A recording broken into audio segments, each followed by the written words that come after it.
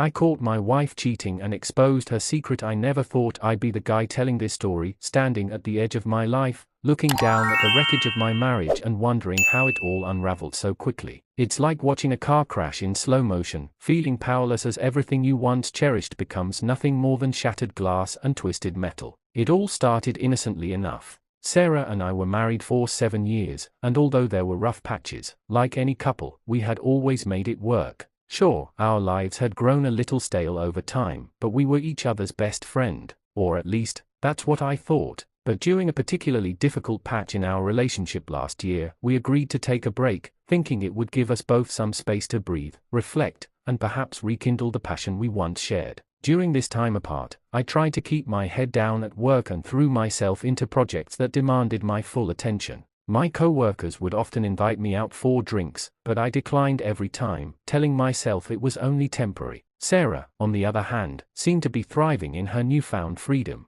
She'd post updates on social media, flaunting her art shows and late-night adventures with friends. I kept my distance, respecting her space, but a gnawing feeling grew inside me. One late Friday evening, a friend's party pulled me out of my shell. With a few drinks in me, I finally let loose and had a decent time. As I scanned the room, I spotted an old acquaintance, Claire, who had always been a good listener. We fell into easy conversation, reminiscing about our college days and how we had both turned out. That's when I learned something that sent a chill down my spine. "Hey, have you seen Sarah lately?" Claire asked casually, sipping her drink. "Not since we decided to take some time apart," I replied, forcing a smile. Claire tilted her head, her expression suddenly serious. "Well, you might want to talk to her. I saw her with Tom a couple of weeks ago, out at that new bar downtown. They looked pretty cozy." I brushed it off at first, chalking it up to Sarah enjoying her freedom. Tom had always been a friend of ours, the charming guy who could light up a room. But the moment Claire mentioned him, a seed of doubt planted itself deep within me. I tried to ignore it, convincing myself that she was just having fun. After all, we were separated. Days turned into weeks, and the unease continued to simmer beneath the surface. I decided to confront Sarah one night over dinner, a carefully chosen moment to check in on her. We sat across from each other at our small dining table, the silence feeling heavier than usual. I pushed my plate aside, focusing on her. "How have you been?" I asked, feigning casualness. She smiled, but there was something in her eyes, a flicker of something I couldn't quite place. "Busy with work and trying to stay inspired. You know how it is." I didn't want to pry, but I couldn't shake the feeling that something was off. After some small talk, I decided to probe deeper. "I heard you were out with Tom. Is everything okay between you two?" Her smile faded, replaced by an awkwardness that hung heavily between us. "Jake, we're just friends. He's been helping me with a project," she said, her voice too defensive for my comfort. I pressed on, determined to get to the bottom of it. "Just friends? Or something more?" The tension escalated, and before I knew it, we were arguing. She accused me of being controlling, of not trusting her. I felt a surge of anger mixed with heartbreak.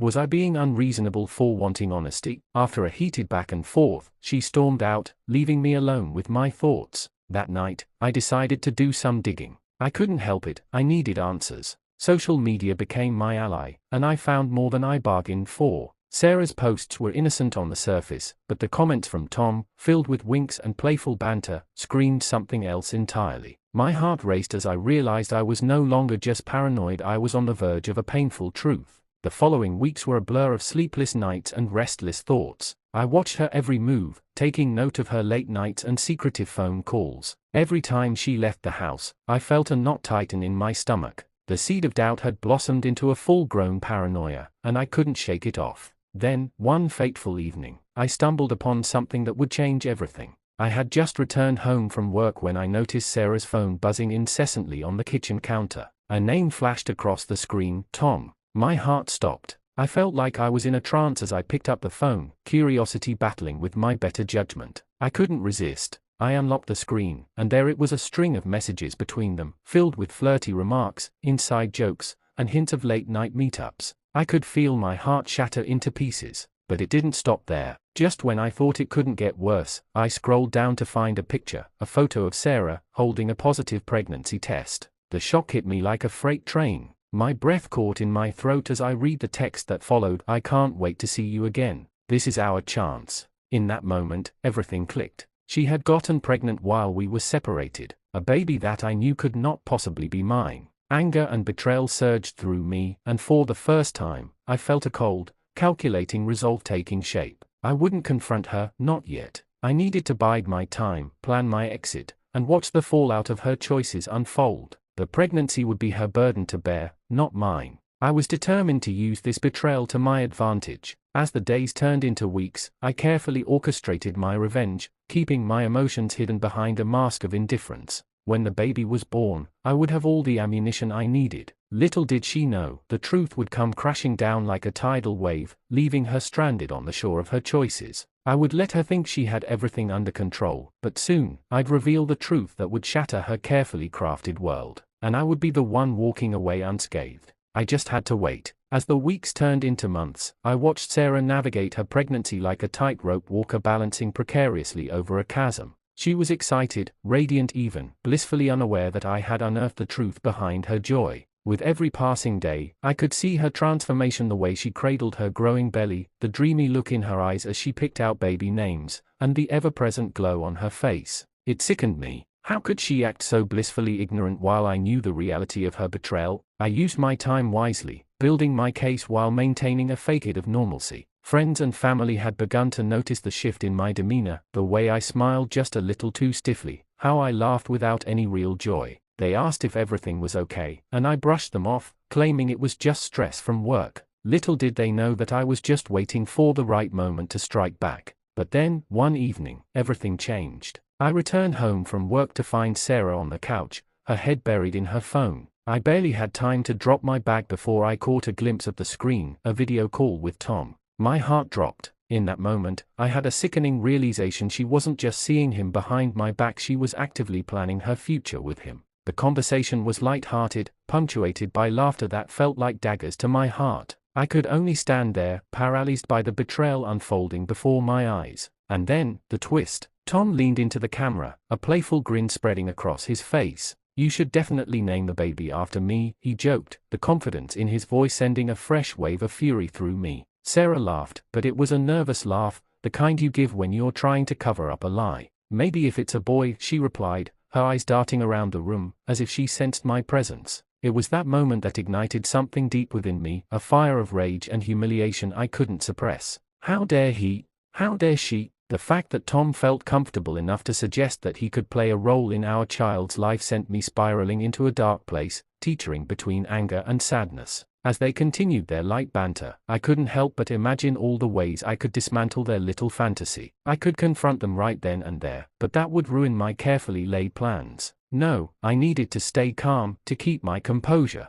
I slipped quietly into the kitchen, barely containing my fury as I poured myself a glass of water, trying to formulate my next move. The words echoed in my mind, "Name the baby after me." I suddenly knew what I had to do. I had been collecting information, notes, and screenshots, all the while planning my revenge. But now, I would add another layer to my plan, a strategic reveal that would crush Sarah completely. A week later, I received the call I had been waiting for. Sarah was in labor. My heart raced, a mixture of anxiety and excitement coursing through my veins. This was it. This was the moment I had anticipated, where I would finally reveal my knowledge and watch her world come crashing down around her. I arrived at the hospital, my expression stoic, my heart pounding in my chest. Sarah was in the delivery room, and the atmosphere buzzed with the sterile scent of antiseptic and the faint sounds of medical equipment. I walked into the waiting area, putting on my best concerned husband act, greeting the nurses and pacing as though I was overwhelmed with worry. Hours passed, and finally, I was ushered into the delivery room.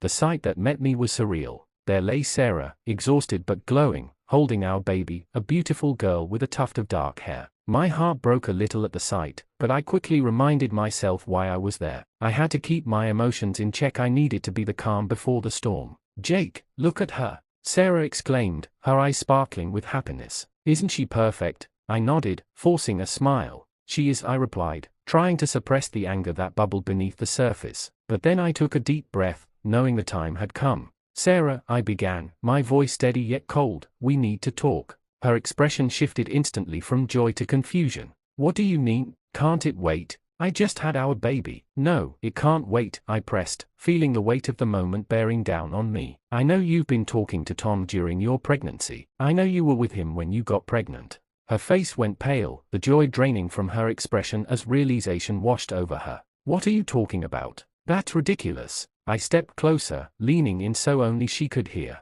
"I have screenshots, messages, even a video call where he joked about naming our child after him. You think I wouldn't find out? You made a fool of me, Sarah." Her eyes widened, and for a moment, I could see her scrambling to think of a response, to defend her actions. But deep down, I knew she was cornered, caught in a web of lies of her own making. "It wasn't like that. You have to believe me." "Believe you? I watched you plan a life with him while I stayed true to you," I spat, my anger boiling over. "You betrayed me, Sarah. And this baby isn't mine."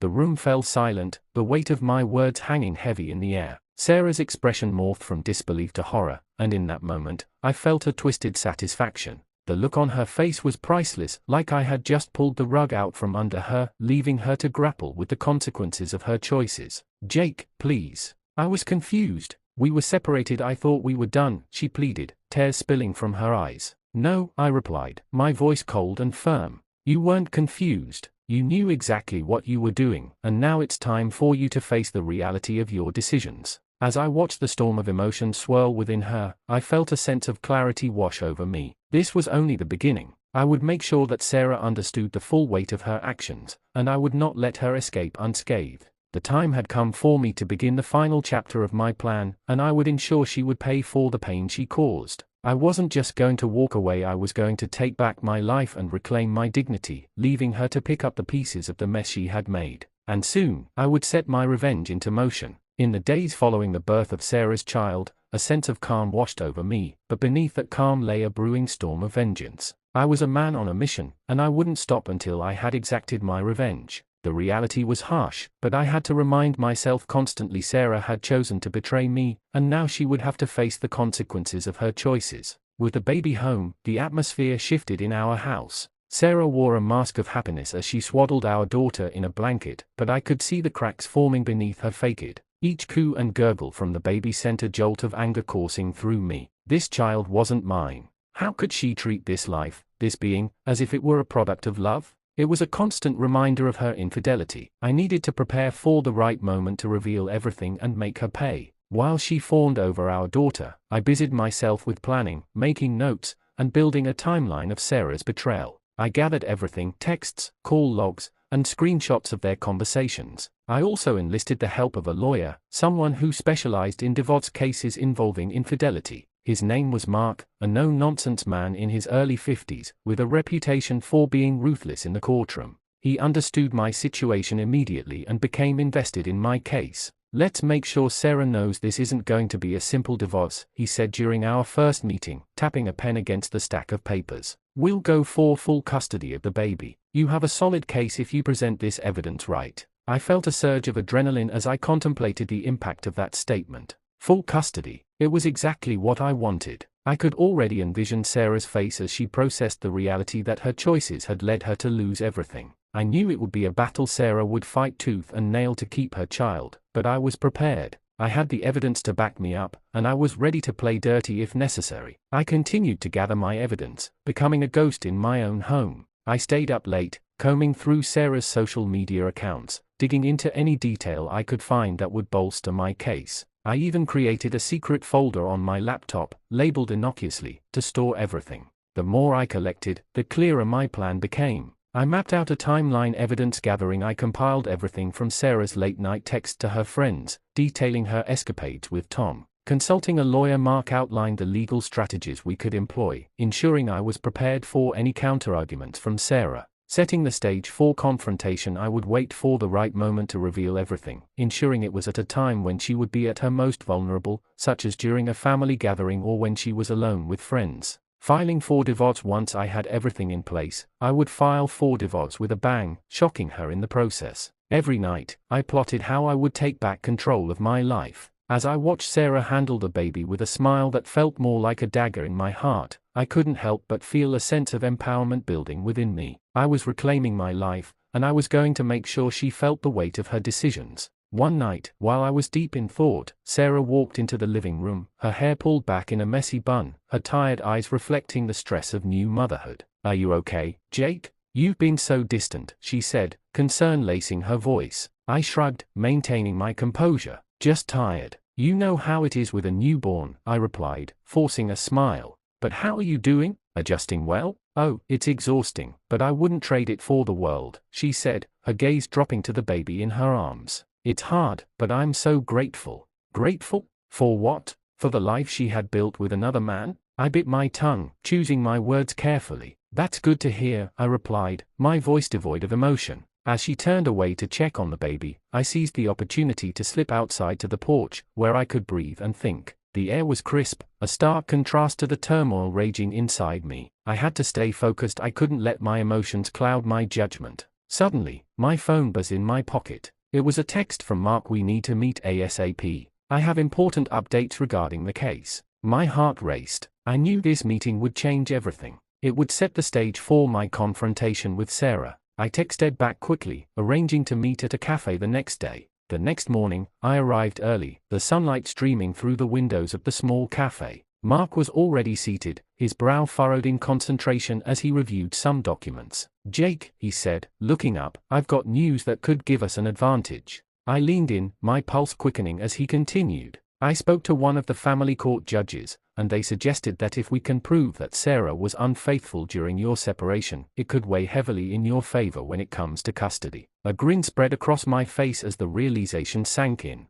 This was exactly the leverage I needed. What's our next step? Mark leaned back, crossing his arms. We need to file for divorce soon, but first, we should gather any more evidence you can find. Once we file, it will be public record, and we want to ensure you have the upper hand before that happens. I nodded, a sense of purpose fueling me. The plan was taking shape, and the taste of revenge was almost sweet. I left the cafe, adrenaline coursing through my veins as I returned home. It was time to tighten my grip on the situation and prepare for the showdown. That evening, as Sarah sat on the couch nursing the baby, I feigned interest in her latest stories about parenting. I listened, nodding, but my mind was racing with my strategy. I would keep playing the doting husband until the moment came for the reveal. I had to wait for the right moment to strike, when she least expected it. The following days passed in a haze. I executed my plan with precision, documenting every instance of her inconsistency, every slip of the tongue that hinted at her infidelity. I discovered she had a close-knit group of friends who supported her and would back her story no matter what.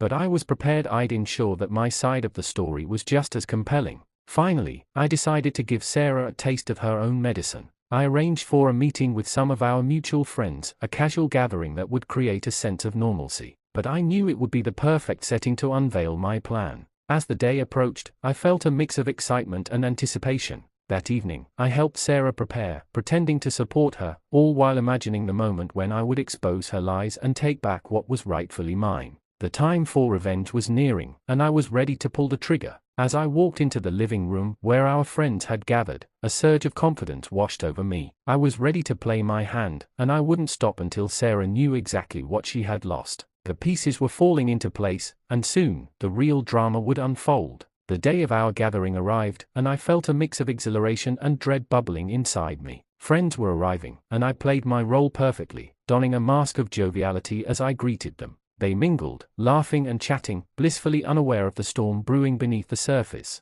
I made sure Sarah was comfortable, even complimenting her on how she looked, anything to keep her unsuspecting. As the evening progressed, I engaged in casual conversation with our friends while keeping a close eye on Sarah. The moment had to be right, a moment when everyone was relaxed and caught off guard. I wanted them to witness the full extent of her betrayal, to see her true colors. Around 8 p.m., I gathered everyone in the living room under the pretense of sharing a fun announcement. Hey, everyone. I just wanted to say how grateful I am for you all being here tonight, I started, my voice steady and inviting. We've got a special surprise for you. Everyone turned to look at me, their expressions curious. Sarah's eyes sparkled with confusion, a hint of worry creeping in. I savored the moment before continuing. I've been doing a lot of thinking lately, and I've decided to be transparent about something significant. I took a deep breath, gauging Sarah's reaction. She fidgeted with the baby, a tightness forming around her mouth. The tension in the room began to build as I pressed on. As you all know, Sarah and I went through a tough period when we separated. I thought it was time to share something that's been weighing heavily on my mind, something that you all deserve to know. I glanced at Sarah, who was now pale, and the friends shifted uncomfortably. Sarah is not just a new mother, she's also the mother of a child that isn't mine. Gasps erupted in the room, a wave of shock washing over our friends. I could almost taste the disbelief in the air. I continued, watching as Sarah's composure began to crack. That's right. Sarah got pregnant during our separation, by another man. I have proof, I said, reaching for the folder I had prepared. I opened it and held up the screenshots of her texts, detailing her rendezvous with Tom. This, I gestured toward the photos, is just a taste of what I've uncovered. The faces of our friends morphed from shock to concern, whispers filling the room. Jake, please, Sarah begged, her voice trembling. This isn't how it looks. Isn't how it looks. I cut her off, my voice steady. You cheated on me while we were still married. You betrayed my trust, and now you want sympathy? The tension was palpable. I could feel the room turning against her as her friends struggled to process the reality of what I was saying. You deserve to know this, every single one of you deserves to know the truth, I declared, relishing the look of horror on Sarah's face. Suddenly, I spotted Tom, her lover, walk through the front door, having arrived fashionably late. I could almost hear the collective gasp as everyone recognized him. Sarah's face paled further, and I could see panic rising in her eyes. Tom, she exclaimed, and for a moment, I reveled in her discomfort. This was my moment of triumph, and I wasn't about to let it slip away. What are you doing here? Oh, he stammered, taking a step back. I thought I heard the baby crying. I could see it dawning on him, this was not the atmosphere he expected. I think it's time you both hear what's been going on, I said, my voice low and intense. You should be ashamed of yourselves. Sarah, you might want to explain to your friends why you decided to keep this a secret from everyone. The atmosphere shifted as the weight of my words settled in. Our friends stood silent, jaws dropped, some glaring at Tom, others at Sarah. The realization that the man who walked into our home was the cause of this chaos sent ripples of judgment through the room. Let me explain, Sarah said, her voice shaking. This is not what you think. Tom and I were together during the separation, and I thought we were. Thought you were what? I challenged, stepping forward. Thought you were going to live happily ever after? You didn't think about the consequences, did you? You didn't think about how this would affect our family. Tom opened his mouth to defend himself, but I interrupted him. You don't get to talk. You came into my home, my life, and destroyed it. You think this is your happy ending? I shot back, relishing every second of this. I turned to Sarah, my voice dripping with disdain. You've got a lot to explain, and I'm going to ensure you do it in front of all your friends. Let's talk about your new life and your choices. How's that going for you now? Her face fell, a mix of anger and embarrassment flushing her cheeks. You can't do this, Jake. You can't just ruin my life. But you did that to me, didn't you? I shot back, the conviction in my voice growing stronger. This is just the beginning, Sarah. I'm not just going to walk away. You're going to face the consequences of your actions. I could see some of our friends shifting uncomfortably, but I didn't care. I was done with being the silent, hurt husband. I was reclaiming my narrative. I was the one with the power now. As the evening dragged on, the drama unfolded like a live performance. Friends began to voice their thoughts, some supporting Sarah, but many siding with me, expressing their disbelief at her betrayal. The tension escalated as Sarah attempted to regain control, but it was futile. Every defense she tried to present fell flat under the weight of the evidence I had laid out before everyone. In a moment of desperation, she tried to pull me aside, away from the crowd. Jake, this is not the time for this. We need to talk about this privately, she pleaded, her voice barely a whisper. But I wasn't having it. No more private talks, Sarah. You made your bed, now lie in it. I reveled in the chaos of the evening, knowing that every moment was another nail in her coffin. I was prepared to expose her for who she really was, and there was no turning back now.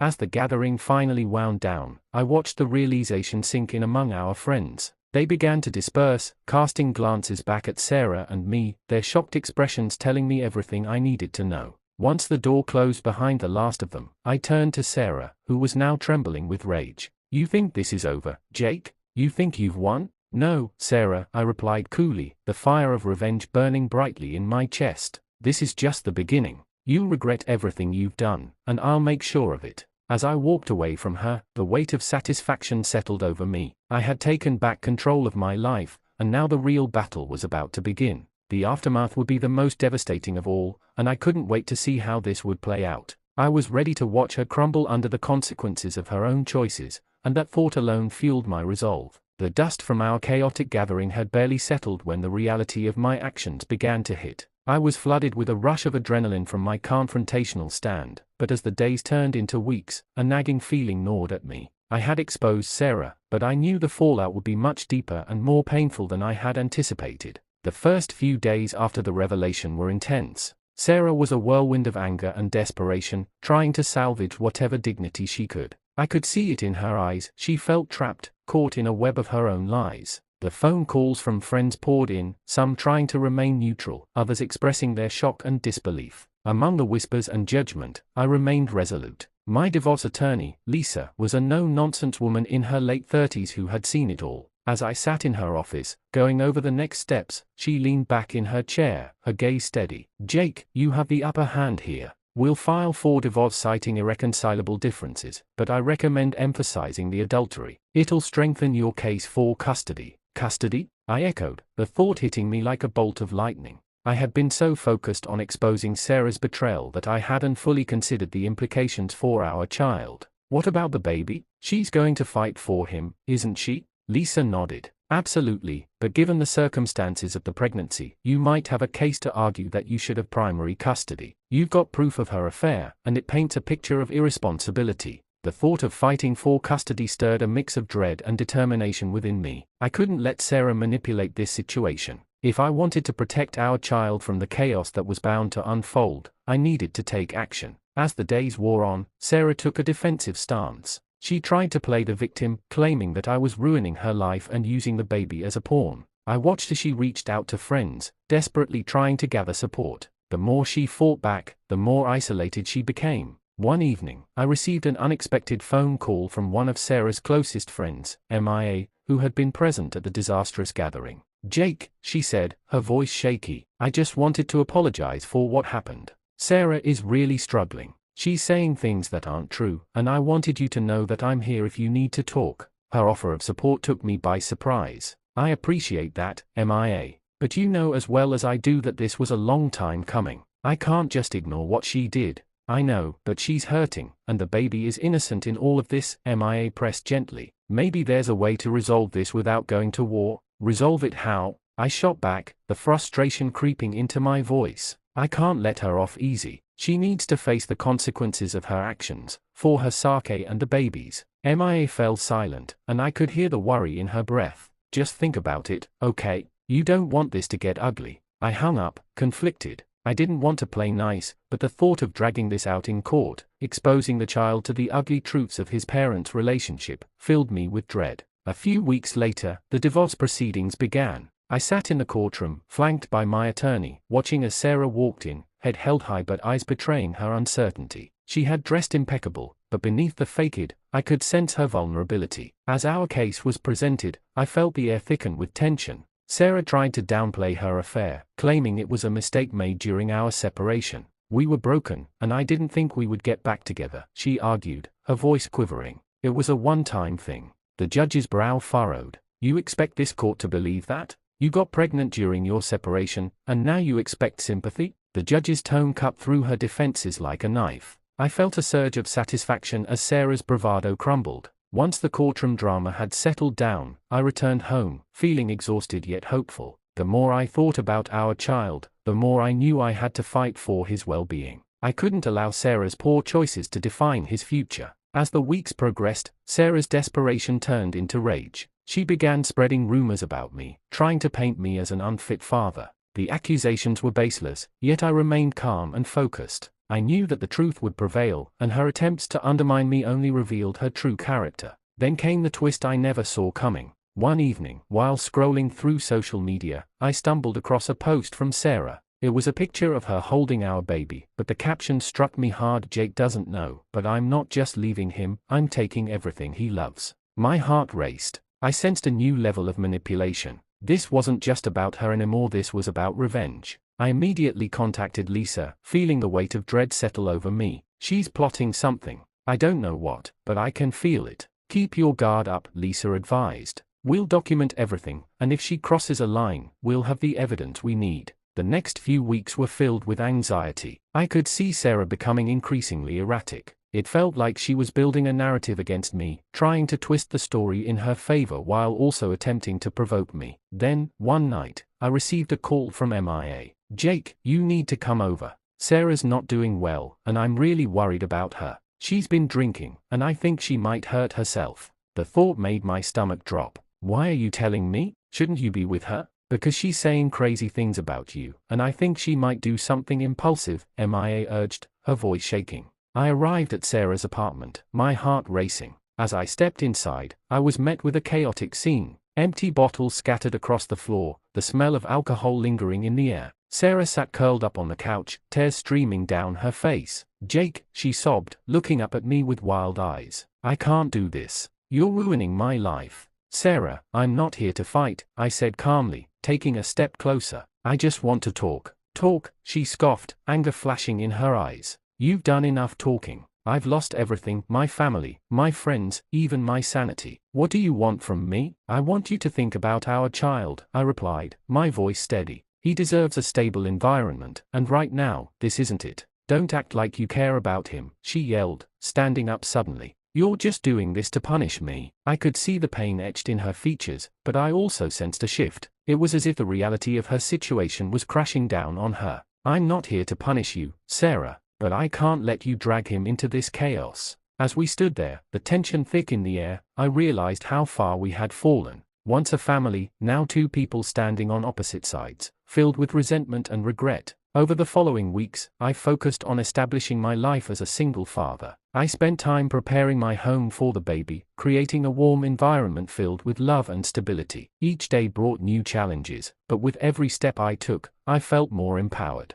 The court hearings continued, and with every passing moment, it became evident that Sarah's plan to sabotage me was backfiring. I had allies, friends who supported me and who could testify to my character. Slowly but surely, the tide began to turn. One day, while sitting in the courtroom, I caught a glimpse of Sarah. She looked worn and defeated, a shadow of the confident woman I once knew. In that moment, I realized that this battle wasn't just about revenge, it was about finding closure and moving on. As the judge ruled in my favor for primary custody, I felt a weight lift off my shoulders. The verdict wasn't just a victory, it was a new beginning. I could provide a safe and nurturing home for my child, a place where love would thrive despite the chaos surrounding us. In the weeks following the ruling, Sarah faded from my life. I hadn't seen her in weeks, and although I worried about how she was coping, I knew that I couldn't save her. She had to face the consequences of her choices, just as I had faced mine. As I cradled our baby in my arms, I looked down at him with a sense of purpose. I was determined to be the father he deserved. Together, we would build a new life, free from the shackles of the past. I had emerged from the storm stronger, wiser, and ready to embrace the future. It wasn't just about revenge, it was about reclaiming my life and building something beautiful out of the wreckage. And that, above all else, was a victory worth celebrating.